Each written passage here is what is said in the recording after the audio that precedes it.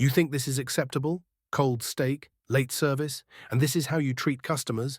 The man barked, slamming his fist on the marble counter. The waitress flinched, wiping her tears quickly as she stared down at the white napkin she had nervously folded over and over again. She couldn't even look at him. She didn't know who he really was.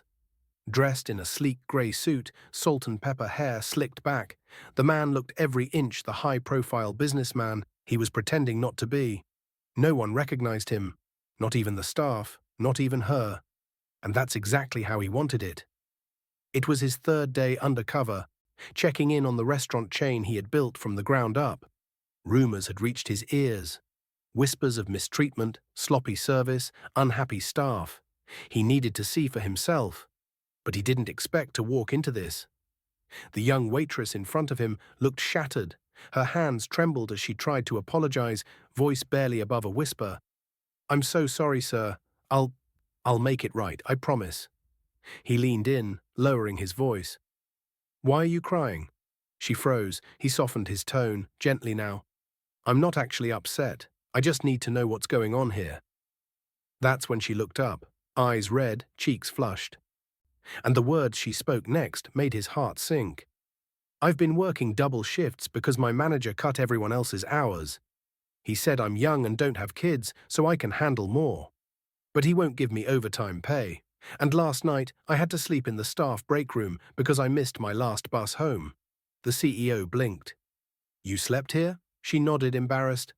"I didn't want to bother anyone. My mum's in the hospital. I'm trying to save every penny for her treatment." Her voice cracked. "I didn't cry because of you. I cried because I just got a message from my sister. They might move Mom to palliative care if we can't pay by Friday." The marble counter felt cold under his hands as he gripped its edge. This was the real reason he went undercover. Not the food quality, not the presentation, but the people, the beating heart of his business. And right now, that heart was bleeding. He asked gently, "What's your name?" "Sophie." "Sophie, I'm going to ask you one more question. Has the manager ever threatened you?" She hesitated. He waited, then she whispered, "Yes, he said if I talk about pay again, I'll lose my job. He said there are hundreds of girls waiting to take my spot." The CEO clenched his jaw. Fury pulsed behind his calm expression, but he kept it together. "I want you to take a break. Go sit in the back. I'll handle things from here." Sophie looked confused. "Sir, are you—" "Please," he interrupted softly, "just go rest. You've done more than enough." As she walked away, wiping her face with the sleeve of her uniform, he took out his phone and dialed. "Get HR on the line and tell regional management to meet me at this location. Now." 45 minutes later, the restaurant's back office was packed. The manager who had threatened Sophie stood stiffly in the corner, nervously fidgeting with his tie.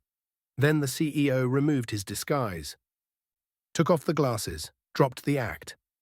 Silence, jaws dropped.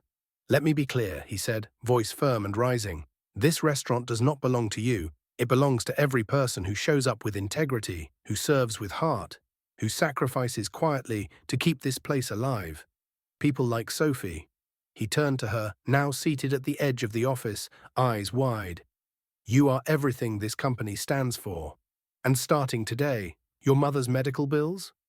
Covered, your shifts, cut in half with full pay, and you'll never sleep in a break room again." Sophie gasped. Tears streamed down her cheeks.